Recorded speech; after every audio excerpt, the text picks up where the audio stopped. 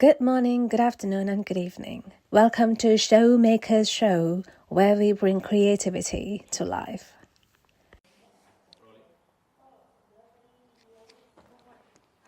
Yeah. Hello, Benjamin. Hey, it's how's Benjamin, it going? yeah.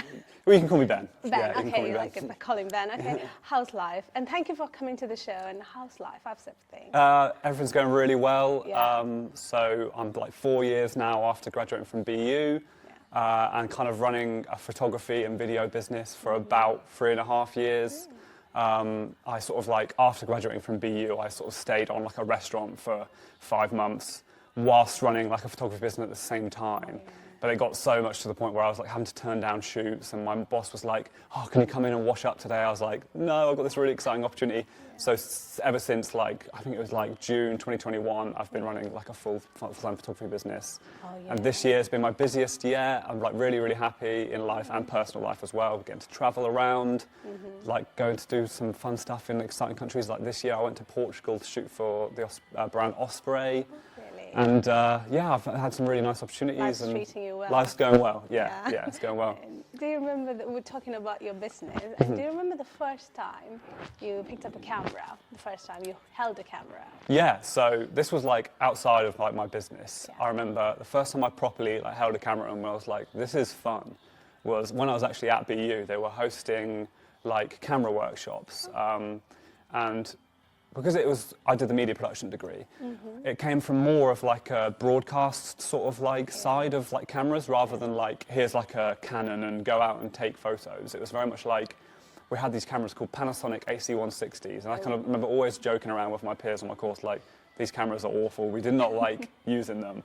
But from the very first workshop, I remember getting to play around with the aperture and the shutter speed and the sort of the ISO, and being like, oh, this is how it like affects the image. And I remember like that sort of spark. The technicality of it really sparked me in my brain. I became really nerdy about it.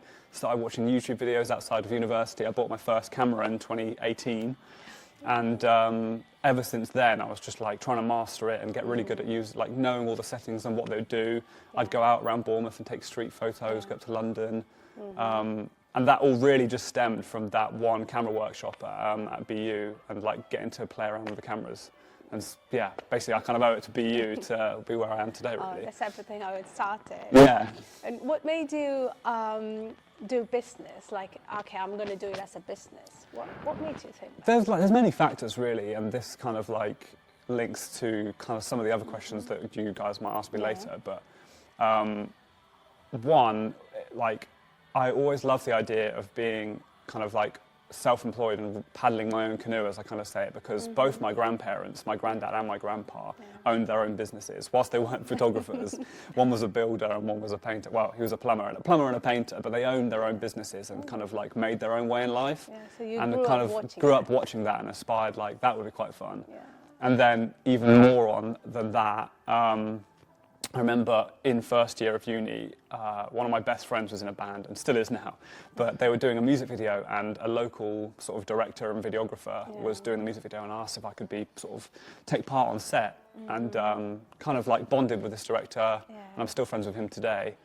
And just seeing how he ran his business really appealed to me compared to like, don't get me wrong, BU they really like the idea of going up, like working at the BBC and making your way up the ladder and eventually like becoming really successful in like a big company.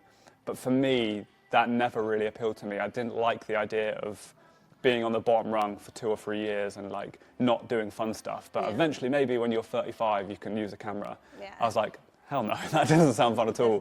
So I decided I wanted to kind of, start my own way and start my own business, Was it struggling to be a freelancer for a while? Yeah, I would say I'm in a very privileged position, right? Like when I first left uni, I could still have another job. I live with my parents, I still do now. And I'm very privileged in the sense that I never struggled financially, even when I wasn't earning very good money. So I could use that kind of as a crutch to be like, look, my business isn't earning very much money right now, but I can sort of use that as a ladder to kind of keep building it up whilst I don't have to worry about money. Thankfully now my business is doing really well, and I'm starting to save for a house. But that kind of period of like time for about maybe a year and a half to 2 years where I really wasn't earning. I was probably earning only like £12,000–13,000 a year, and I wouldn't have been able to afford a rent or anything like that on that sort of money. And that's kind of the reality of like, if you start fresh as a freelancer, you've really got to find clients, network, meet people. Like, without that kind of networking and being friendly, you're literally, no one's going to pay you. Like, even if you're really, really good at like, don't get me wrong, through university and all the way up to like graduating, like really trained and like, but got really good at photography, but because I didn't know anyone, no one's going to just like hire some random person they've never met to take photos for them. You need to kind of create those connections.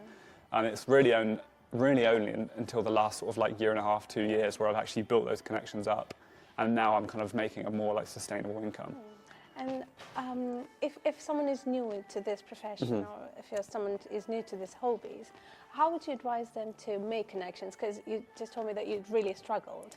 Yeah, so, it's really important to genuinely. Like, it sounds so cliche, but like if you want to like get far anywhere in a creative field, I would always say that like being genuine and kind trumps like talent. If you're like really, really good at what you do, but you're an asshole, you're not going to get anywhere. If you're you're quite competent at photography, you know little bits, but you're really kind, genuine, you show up and you've got a smile on your face. People are going to want to work with you regularly because they're like, hey, it's fun to work with Ben. He might not be necessarily the best photographer I've ever seen, but he's really fun, he shows up and he's reliable. The vibes, That's like genuinely really, really important. So that's like one main bit of advice. It sounds super cliche, but that's like the main bit of advice I'd give people. And just show up, go to networking events, like tell people what you do, be proud of it. Like if you don't tell people, oh, by the way, like I run a photography business, no one's going to know. So like every event I'm always like, by the way, I'm a photographer, and people are like, oh, I'm looking for a photographer. So just be proud of yourself and like get your name out there. It's just really important.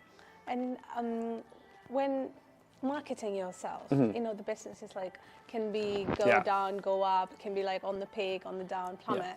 So how do you market yourself, your business? That's something that I'm still even getting better at myself now today. Like I would say 3 or 4 years ago when I decided to come freelance, I very much approached it from like an artistic kind of style. You've got like, I've met photographers in the last 3 or 4 years who they are basically, I would say, they're a business first. They run a business and it just so happens that that business is a photography business. And they're really great at networking, they're really great at SEO, they're really good at like knowing all the financial side. When I first started, I barely knew anything about how to run a business. And I very much was just like, hey, I'm quite good at taking photos. I'm going to start approaching people and see. Back then, I had no idea what I could charge. I was like having to Google, like, how much can you charge for photography? What's the going rate? And like, up until like a couple of years ago, I was still like, am I charging enough? Am I charging too much? It can be really like a struggle unless you've got that kind of like mentor to help you with like where you should be in the industry. So I've kind of lost track of what the question was already, but It was, how do you market yourself? Yeah, basically, I would say now it is really, really important to be on social media. Like social media is king for being able to get work as a photographer and videographer. Like I said to you earlier, like if you go to a party, you want to tell everyone that you're a photographer, tell everyone you're a videographer. And it's just the same online. Like I really try to pay attention to like really regularly share what I'm up to on Instagram, share work, let people know that I'm doing this as like a living. And it's important on LinkedIn as well. I've been a bit slack on there, but I this year paid someone to help me with my SEO on my website. Keeping up like a really like good online presence really does help. Don't get me wrong, I've met people who've maybe been doing photography for 20 years and they have literally got enough reputation and word of mouth where they could literally get rid of their online presence completely and they'd still be okay. And I would say that a lot of my business now, my return business is word of mouth, like especially in weddings, it's the case. It's where like, hey, I heard you shot so-and-so's wedding last year, do you mind if you shoot my wedding? And it's very much the case in commercial as well. A lot of people will be like, yeah, Ben took my business photos, you should get him on. That is very much like a good way to get work, but it's not sustainable. To have that kind of sustainability with like finding work, you need to have that online presence as well. So you've got the word of mouth, but you've also got people who've never heard of you, who've just seen your website and be like, wow. So it's really important to have that kind of like website, Instagram, LinkedIn. Social media. It's really important. When we're talking about social media, I did check out your Instagram. It's really nice. Oh, thank your you. pictures are like really peaceful when I look at it. Thank you. All the wedding pictures. So do you do any magic in it? I know that editing does the job, but Yeah. still I just wanted to hear what you do and your way of doing it. Yeah, so my workflow is very much like, it is, you have to get it right in camera first, like having the right settings and capturing the right light. Light is so important. Like, you can give a very expensive, you can give someone a 10 grand camera. If they don't know what to do with it and the light's bad, no one's going to be able to do anything. My gear is expensive, but I know how to use it to its best abilities. Like I said at university, I learned all about shutter speed and aperture and composition and all that sort of stuff. Like framing is very important, but light is just as important. So finding the right time of day, like golden hour, or in the morning, or avoiding like peak sunlight at midday. But if you have to do that, use a reflector, that sort of stuff. But very much my kind of style, I think, comes down to the way I edit my photos as well. And I love editing photos, just like sitting in the dark with some music on, going into Lightroom and just like moving sliders about. And I kind of take pride in it. So I've gotten to a point now I'm really happy with the way my photos look, but and in fact I've started selling, trying to that sort of business side of it as well. I've started to sell presets. So if anyone who I really like the way you edit your photos, I'm like, well, you can buy some if you want, buy some presets if you'd like.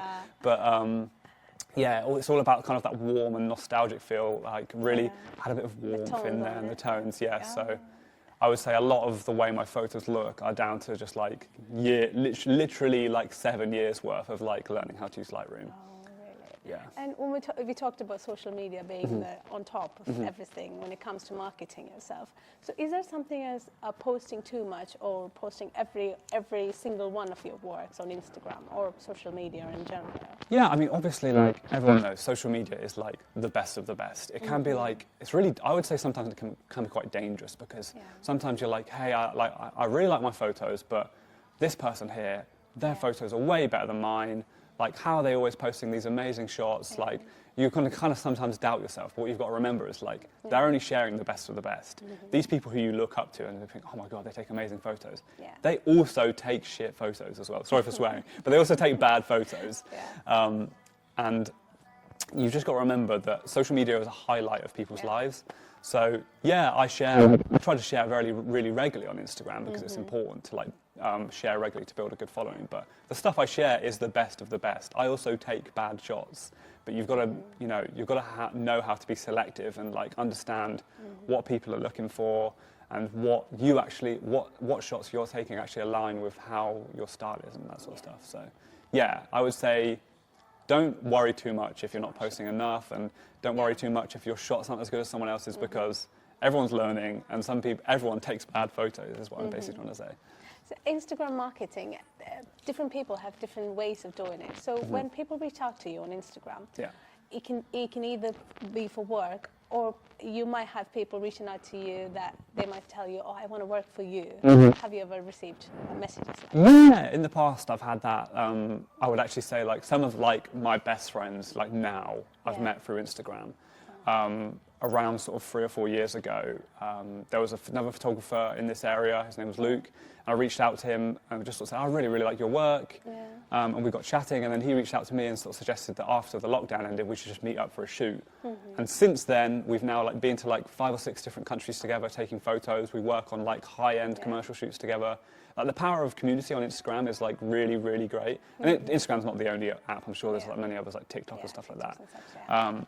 But I do often receive people saying like, hey, I'd love to go on a shoot with you, or like if you've got any other shadowing opportunities.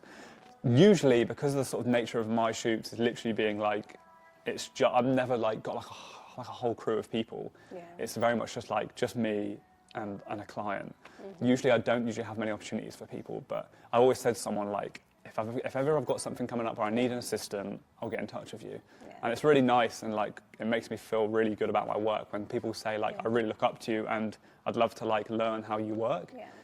Considering like I only graduated 4 years ago, I still feel like a big kid, and like I feel like I'm winging it. But the fact that it's going well enough that people see my work and think, I really want to be like the way Ben's working, it's like it feels really great.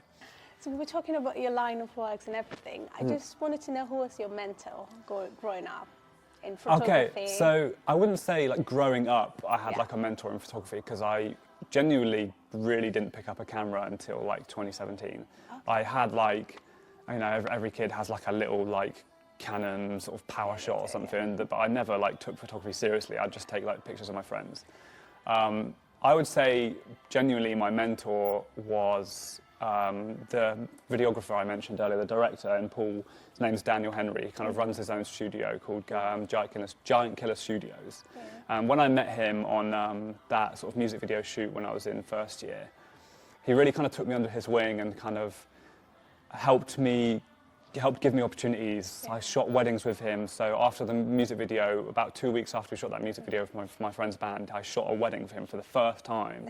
And it was really, really daunting for me because I'd only just bought myself a camera. I was like still learning the settings, and I basically had the responsibility of like capturing someone's wedding, which you only get one chance to do. Yeah. So I was really nervous, but since then we've shot over like 100 weddings together. I now shoot weddings by myself. And Dan's been a real good mentor for me because he's kind of encouraged me to become a freelancer. And also he's sort of given me good advice, like financial advice and like where to invest my gear, what to do if a client's being difficult. And just the way he kind of like operates himself, and he's really friendly with his clients. I kind of look up to him in that way. And I just really appreciate the way he kind of took me under his wing kind of all that about 7 years ago. I would say like without Dan I probably wouldn't be in the position I am now, and maybe wouldn't have gone freelance. So yeah, I'd say Dan would be my mentor, and yeah, I'm still good friends with him now. Yeah, so we were talking about university, Bournemouth University, how it helped you in one way in your photography career. So we have a lot of international students in the university, and the way different countries work on photography can be different, but not a lot, but still the way they work can be different. So what would you tell, or what suggestion would you give to the international students that's coming in to the university and working in the UK? Well, I mean, the UK obviously has its own, the industry works in a different way to what it might do in America or in Brazil, etc., etc. I would say my experience of the industry in the UK is that, like, obviously networking is very important, and I'm sure it is in other countries as well. Like, there'll be like crossovers between how the photography or videography industry works in America or France to where it does in the UK. But I'm sure if an international student, let's say they came to the UK and they wanted to open their own photography business and they've got like a permanent visa or something. The thing that you've really got to learn, and this is something I'm even learning myself as running a business, is how that kind of financial side of running a business works. Because I would say other than that, pretty much everything else is going to cross over. You know, composition, light, networking, how you take a photo, which gear you use, it's all going to be the same in India, in China, in the UK, anywhere really. But yeah, when it comes to working in the UK, you've got to understand the sort of the tax laws. You've got to understand, you know, where you can expense certain camera gear. Like, it's really important to be able to say, like, hey, I've just bought this new camera. I can expense this for my business. Learning how that works in the UK is probably the main bit of advice I'd give. If an international students come over to BU and they're like, I love it here. I really want to work here as a photographer, and they get a permanent visa. Learning how, like, that kind of side of running a business is really important. But from my experience, I've never really worked in another country, so I don't know how it's different to the UK, if that makes sense. So we're talking about you've never worked in a different country. So if you were to choose one country for your first ever project, which country would you choose? Okay, so technically I've never worked in another country, like, on a permanent basis. But I have like, so I've been to the Amalfi Coast in Italy, I've been to Portugal, I've been to Sweden. In the last sort of like basically 12 months, I've been in those countries working on projects, but it would be like, I'll be there for a week and I'm shooting a campaign. So Italy is absolutely stunning. I would say it's one of my favorite countries I've visited, but I would say top two places I really, really want to go for work would be United States. I'd love to go to the West Coast, California, and all the way up to Washington and Oregon. Those national parks out there, just like, you just don't get that in the UK. It's beautiful here in the UK, but like, it's another level out there. And secondly, Japan. I would just love to visit Japan. Japan has so much to offer. I'm following lots of like Instagram creators out there, and just like Tokyo and Mount Fuji and all the national parks out there. It just looks incredible. So I'd love to be able to get an opportunity to work somewhere out there. And yeah, fingers crossed that will come my way in like a couple of years. But USA,